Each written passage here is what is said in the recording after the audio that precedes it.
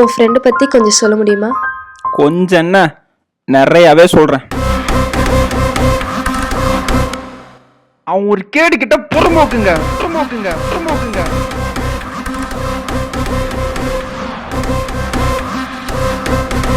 காதலிச்சா அந்த காதலுக்கு அழிவே இல்லை, சக்கலகலா வல்லவன்.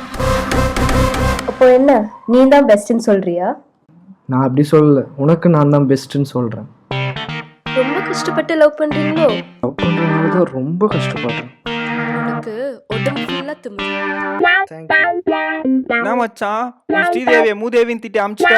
ஏய் என்னடா உனக்கே அவன் மரியாதை விட்டு போச்சு.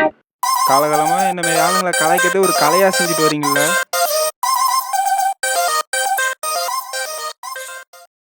போதும் அர்ஜுன், லெட்ஸ் லீவ்.